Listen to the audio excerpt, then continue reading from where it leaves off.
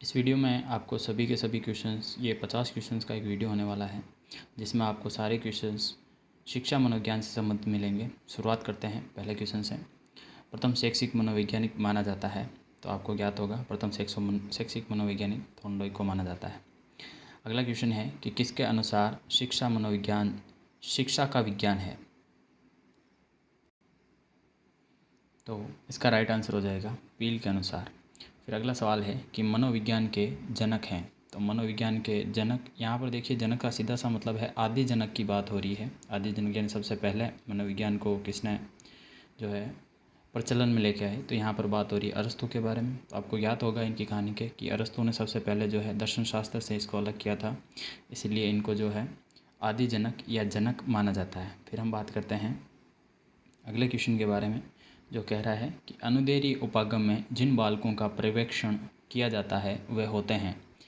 Option से अपने नए, अलग अलग, निश्चित, उपरोक्त में से कोई नहीं। तो इसका राइट आंसर होगा निश्चित। अनुदेरी उपागम जो होता है उसमें जिन बालकों का पर्यवेक्षण किया जाता है वो बालक निश्चित होते हैं। फिक्स 5, 10, 15 इनको फिक्स करके और फिर उनका अनुदेरी उपागम किया जाता है। अगला क्वेश्चन है मनोवैज्ञानिकों के वे कौन से समूह हैं जिन्होंने महसूस करने की योग्यता तथा मापने योग्य व्यवहार पर अपना ध्यान केंद्रित किया था। देखिए बिल्कुल इजी क्वेश्चन है, इसका आंसर हो जाएगा आपके पहला ऑप्शन व्यवहारवादी। ठीक है, सवाल कह रहा है कि महसूस करने योग्य तथा मापने योग्य या व्यवहार पर अपना ध्यान केंद्रित किया, तो सीधी सी बात है जिन्होंने व्यवहार पर ध्यान केंद्रित किया वो सारे के सारे व्यवहारवादी कहलाए। इसके प्रवर्तक आपको पता ही होगा वाटसन है, मेनली वाटसन ने व्यवहारवाद पर सबसे ज़्यादा जोर दिया था। इसके अलावा थॉर्नडाइक जो हैं वो भी इसके एक प्रमुख वैज्ञानिक गिने जाते हैं। अगला सवाल है कि व्यवहारवाद के पिता माने जाते हैं या कहे जाते हैं। बहुत ही काफ़ी अच्छा सवाल है, काफ़ी फेवरेट सवाल है ये।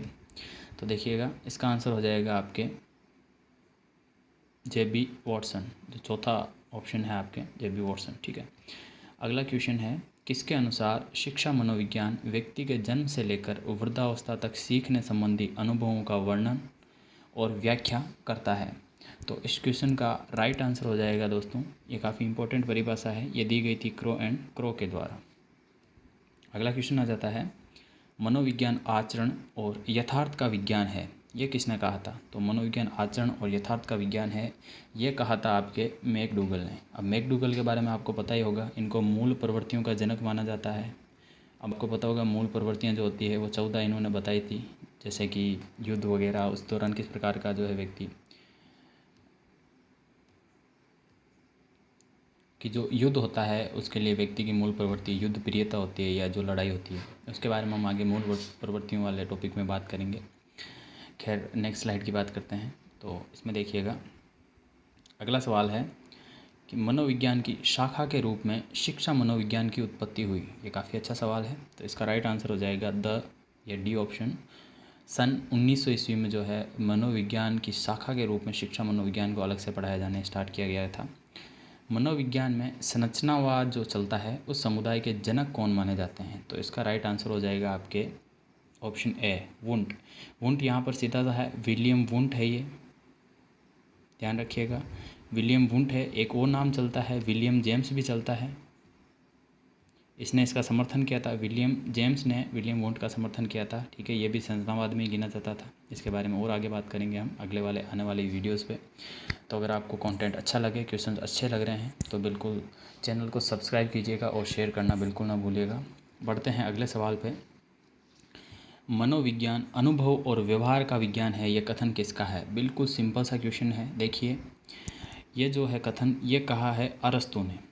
अरस्तु जो है अभी हम पहले पढ़ चुके हैं कि ये आदि जनक के रूप में थे। ठीक है, फिर अगला क्वेश्चन आता है अपने कि मनोविज्ञान के मनोविश्लेषणवाद संप्रदाय के जनक कौन हैं। तो मनोविश्लेषणवाद संप्रदाय जो है ये दिया था आपके फ्राइड ने। ठीक है, फ्राइड पूरा नाम था सिगमंड फ्राइड। इन्होंने सबसे ज़्यादा जो है बाल विकास में, यूँ कहें कि बाल विकास के दौरान सबसे ज़्यादा इंपॉर्टेंट कार्य सिगमंड फ्राइड के द्वारा किया गया था। इसके बारे में भी आगे काफ़ी जानकारी मिलेगी आपको। फिर अगला क्वेश्चन आता है मनोविज्ञान के प्रकार्यवाद संप्रदाय का जनक कौन है। तो इसका आंसर हो जाएगा मित्रों जेम्स, ये विलियम जेम्स होगा। प्रकार्यवाद का जनक विलियम जेम्स है ये। ठीक है, फिर अगला क्वेश्चन है गेस्टाल्टवाद का जन्म कहाँ पर हुआ। तो गेस्टाल्टवाद जिसमें आपके मैक्स वर्दिमर, कोहलर, कोफका ये सारे वैज्ञानिक जो प्रमुख रूप से गिने जाते हैं, तो इसका जो उद्भव है या इसका जन्म स्थान जो है गेस्टाल्टवाद का वो जर्मनी माना जाता है। आपको ज्ञात होगा कि जर्मनी में ही सबसे पहली मनोवैज्ञानिक प्रयोगशाला खोली गई थी लिप्जिंग में। इसके बारे में भी हम आगे डिटेल आएगी बाल विकास के बारे में, उस दौरान हम ज़्यादा डिटेल से बात करेंगे। फिलहाल शिक्षा मनोविज्ञान के कुछ एक प्रमुख क्वेश्चन हैं उनके बारे में हम बात कर रहे हैं, साथ ही कुछ एक संप्रदाय वाले सवाल भी देखे जा रहे हैं। अगला क्वेश्चन है मनोविज्ञान का प्रारंभ में अर्थ था। तो सबसे पहले देखिएगा मनोविज्ञान जो है सबसे पहला माना जाता था आत्मा का विज्ञान, ठीक है। और अभी जो है इसको व्यवहार का और चेतना का इनके बारे में पढ़ा जा रहा है, इसके बारे में भी हम आगे ज़्यादा डिटेल से बात करेंगे। फिर देखिएगा मनोविज्ञान विषय की उत्पत्ति किस विषय की शाखा के रूप में हुई थी। तो ये हम पहले ही बात कर चुके हैं। सबसे पहले जो आदि जनक थे उन्होंने इसको दर्शन शास्त्र से अलग किया था, तो इसका राइट आंसर हो जाएगा दर्शन शास्त्र।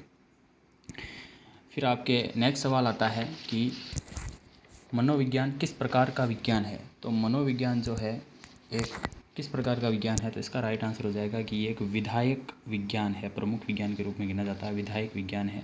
हाँ, एक चीज़ ध्यान रखिएगा कि इसमें बदलाव होते रहते हैं, ये सतत चलता है और बदलाव होते रहते हैं, इसलिए एक ये ठोस या मूर्त नहीं कहा जा सकता है इसको। ये एक प्रमुख विज्ञान के रूप में गिना जाता है, लेकिन ये मूर्त रूप में नहीं होता है, इसमें बार बार बदलाव होते रहते हैं। अगली स्लाइड पे चलते हैं। अगला क्वेश्चन है कि मनोविज्ञान को मन या मस्तिष्क का विज्ञान किसने कहा है। मस्तिष्क या मन का विज्ञान, तो एक नाम ध्यान में रखना आपको, पोम्पोलॉजी। इन्होंने जो है सबसे पहले अपने बच्चों पर अध्ययन वगैरह भी किया था। फिर हम बात करते हैं मनोविज्ञान व्यवहार का निश्चित विज्ञान है, ये कथन किसका है। तो मनोविज्ञान व्यवहार का निश्चित विज्ञान है, ये कहा गया है वाटसन के द्वारा। इसमें आपका एक कीवर्ड भी मिल रहा है वाटसन से रिलेटेड, व्यवहार वाटसन। जहाँ तक व्यवहार आएगा वाटसन ही इसका राइट आंसर होगा। रीज़न है क्योंकि व्यवहारवाद के बारे में बात हो रही है और व्यवहारवाद का जनक कौन माना जाता है, जे.बी. वाटसन माना जाता है। फिर हम बात करते हैं नेक्स्ट, मनोविज्ञान की खोजों का शिक्षा में व्यवहारिक प्रयोग ही शिक्षा मनोविज्ञान है, ये परिभाषा किसने दी थी। तो इस परिभाषा को दिया था मित्रों कोलसेनिक ने। ऑप्शन सी यहाँ पर राइट हो जाएगा। अगले क्वेश्चन की ओर बढ़ते हैं कि प्रथम मनोवैज्ञानिक प्रयोगशाला 1879 में जर्मनी के लिप्जिंग शहर में स्थापित की गई और ये किसके द्वारा की गई थी। तो इसका राइट आंसर हो जाएगा विलियम वुंट। जर्मनी में सबसे पहले इन्होंने मनोवैज्ञानिक प्रयोगशाला लिप्जिंग शहर में खोली थी, विलियम वुंट इसका राइट आंसर हो जाएगा। अगला सवाल है मनोविज्ञान का शिक्षा के क्षेत्र में योगदान नहीं है, यानी किस क्षेत्र में योगदान नहीं है। शिक्षा का सैद्धांतिक पक्ष पर बल देता है, शिक्षा बाल केंद्रित होना, पाठ्यक्रम सुधार और उपरोक्त सभी। तो यहाँ पर देखिएगा ये जो है शिक्षा के सैद्धांतिक पक्ष पर बल नहीं देता है, ठीक है। ये सैद्धांतिक शिक्षा का, या यूँ कहें कि जो परंपरागत शिक्षा प्रणाली था उसका एक तरह से विरोध करता है, यानी कि इसमें बालक को केंद्रित मान के और प्रयोगात्मक चीज़ों पर बल दिया जाना चाहिए। मनोविज्ञान जो है शिक्षा के क्षेत्र में ये चीज़ बताता है। अगला है मनोविज्ञान आवश्यक है। तो मनोविज्ञान किसके लिए आवश्यक है देखिएगा, शिक्षकों के लिए, छात्रों के लिए, अभिभावकों के लिए। तो इसका राइट आंसर हो जाएगा कि ये सबसे ज़्यादा ज़रूरी किसके लिए, छात्रों के लिए। ठीक है, अभिभावकों का यहाँ पर कोई रिलेशन नहीं बनता है, इसीलिए यहाँ पर इसका राइट आंसर जो है छात्रों के लिए हो जाएगा। फिर अगला देखिएगा शिक्षा मनोविज्ञान का योगदान है। तो शिक्षा मनोविज्ञान का यहाँ पर योगदान किस में काम आता है। तो देखिएगा ऑप्शन, अनुशासन हेतु, बाल विकास के ज्ञान हेतु, मूल्यांकन हेतु, या फिर सर्वांगीण विकास हेतु। तो सीधा सा इसका आंसर हो जाएगा सर्वांगीण विकास हेतु। अगला क्वेश्चन है आपका, शिक्षा मनोविज्ञान की भूमिका होती है। तो शिक्षा मनोविज्ञान की भूमिका जो होती है वो होती है, ऑप्शन बी यहाँ पर राइट हो जाएगा, संपूर्ण शैक्षिक प्रक्रिया में, यानी सर्वांगीण विकास वाला क्वेश्चन ही है, एक तरह से कह सकते हो आप इसको। फिर हम आगे बढ़ते हैं नेक्स्ट स्लाइड पे। अगला क्वेश्चन कह रहा है कि शिक्षा मनुष्य की आंतरिक शक्तियों का स्वाभाविक, समन्वित तथा प्रगतिशील विकास है, ये परिभाषा है। तो ये परिभाषा है फ्रोबेल की, इससे रिलेटेड आगे सवाल आ जाएगा। देखिए फ्रोबेल ने एक विधि दी थी, कौन सी विधि दी थी, अगर आपको पता है तो कमेंट बॉक्स में बताइएगा, वरना भी आगे क्वेश्चन आएगा इससे रिलेटेड, उस दौरान चर्चा करेंगे।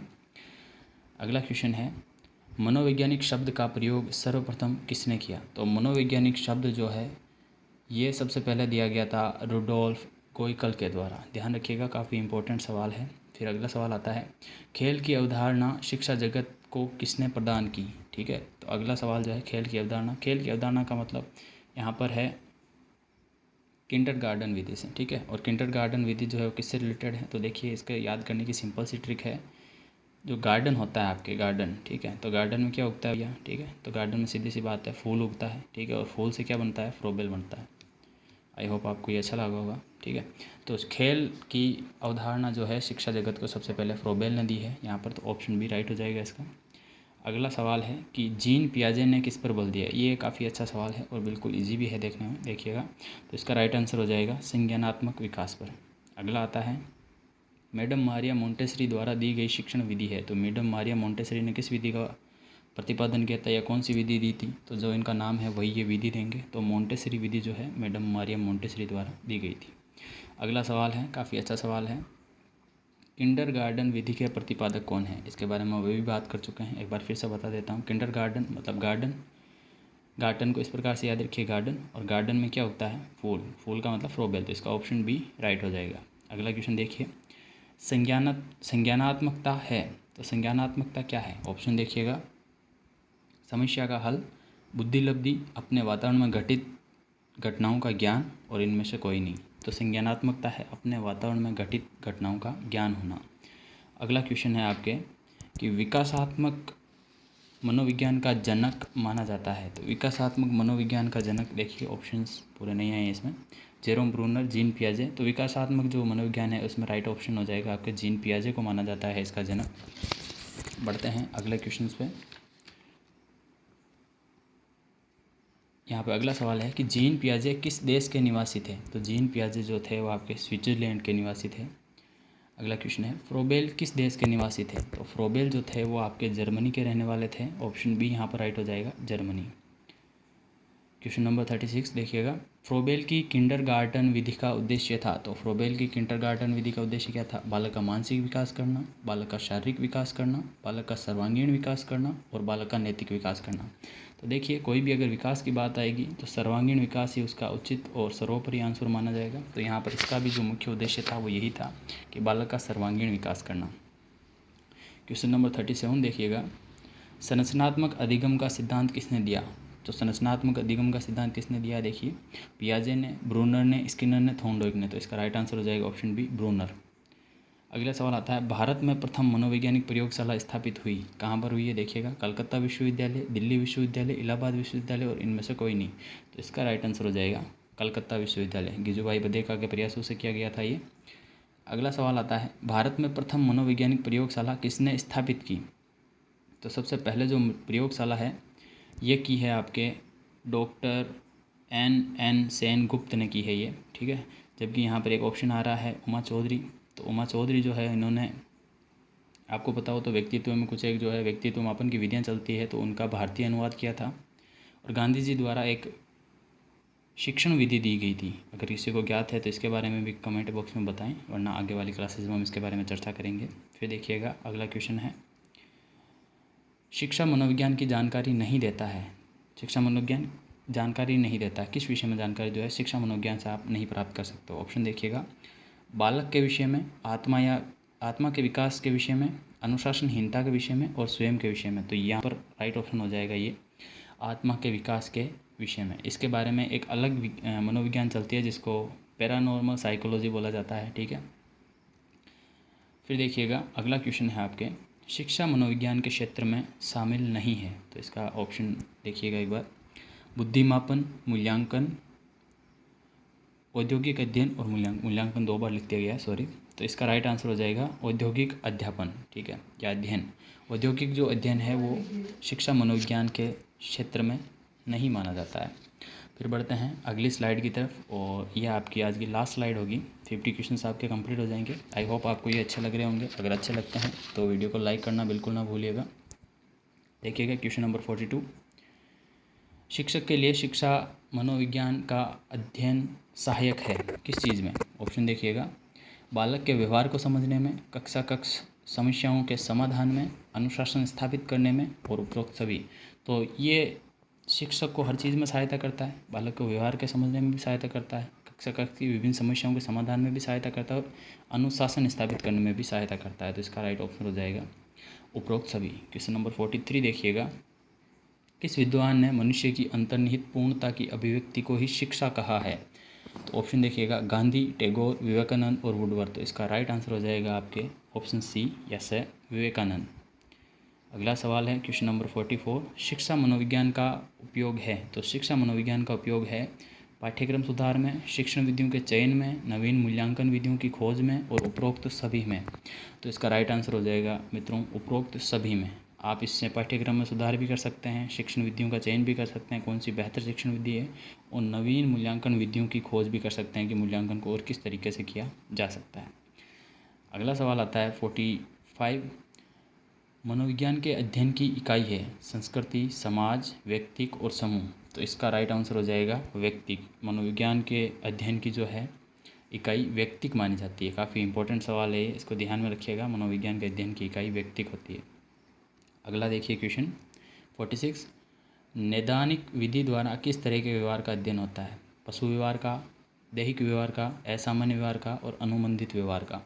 तो इसका राइट आंसर हो जाएगा असामान्य व्यवहार का। नैदानिक विधि पशु व्यवहार और दैहिक व्यवहार तो वैसे भी नहीं होने वाले हैं। अनुबंधित व्यवहार जो है ये क्लासिक अनुबंधन जब हम पढ़ेंगे, पावलो और स्किनर, हल, उनके द्वारा जो दिया गया था, उस दौरान हम इसके बारे में बात करेंगे। तो इसका राइट आंसर हो जाएगा ऑप्शन सी, असामान्य व्यवहार। अगला देखिएगा फिर, किसने समाज मिति विधि को बनाया? ये काफ़ी इंपॉर्टेंट सवाल है। किसने समाज मिति विधि को बनाया? तो इसका राइट आंसर हो जाएगा मोरेनो ने। ठीक है, और अन्य ऑप्शन देखिए, मुरे, मैस्लो और थॉर्नडाइक। ये तीन ऑप्शन नहीं होंगे। इसका राइट आंसर हो जाएगा मोरेनो ने जो है समाज मिति विधि का प्रतिपादन किया या इसने बनाया था। क्वेश्चन नंबर 48, ज्ञान ही सद्गुण है प्रसिद्ध कथन किस मनोवैज्ञानिक से संबंधित है? तो ये किसने कहा था? तो देखिए, ये कहा था सुकरात ने। यहाँ पर और ऑप्शन देख लीजिए, विलियम वुंट और क्लार्कल, ये दोनों नहीं होंगे। इसका राइट आंसर हो जाएगा सुकरात। अगला क्वेश्चन देखते हैं, सुकरात की अध्ययन पद्धति को कहा जाता है। ठीक है, इसने जो है शिक्षण विधि के बारे में बताया था, अध्ययन पद्धति के बारे में बताया था। तो सुकरात ने जो है एक द्वंद्वात्मक अध्ययन पद्धति बताई थी। ठीक है, तो ये दिमाग में रखिएगा, सुकरात की जो अध्ययन पद्धति है उसको क्या कहा जाता है? द्वंद्वात्मक अध्ययन पद्धति कहा जाता है। तो क्वेश्चन नंबर 49 का राइट ऑप्शन हो जाएगा ऑप्शन बी, द्वंद्वात्मक। आज का लास्ट क्वेश्चन है, मन और ऊर्जा मनोविज्ञान का जनक कहा जाता है। मन और ऊर्जा मनोविज्ञान का जनक। तो देखिए, मन और ऊर्जा मनोविज्ञान का जनक माना जाता है मैक्स वर्दिमर को, या यूँ कहूँ कि यह आ जाता है आपके गेस्टाल्टवाद में। ठीक है, मन और ऊर्जा जितने भी वर्ड आ जाएंगे ये सारे सारे गेस्टाल्टवाद से संबंधित हैं। तो ये जो है गेस्टाल्टवादी हैं। मैक्स वर्दिमर, कोहलर और कॉफका, तीन मुख्य गेस्टाल्टवादी गिने जाते हैं। तो यहाँ पर इसका राइट आंसर हो जाएगा ऑप्शन बी, मैक्स वर्दिमर। ठीक है, सो ये थी आज की शिक्षा मनोविज्ञान से संबंधित क्लास। आई होप आपको पसंद आई होगी। मिलते हैं कल एक नए वीडियो के साथ, तब तक के लिए धन्यवाद। जय हिंद।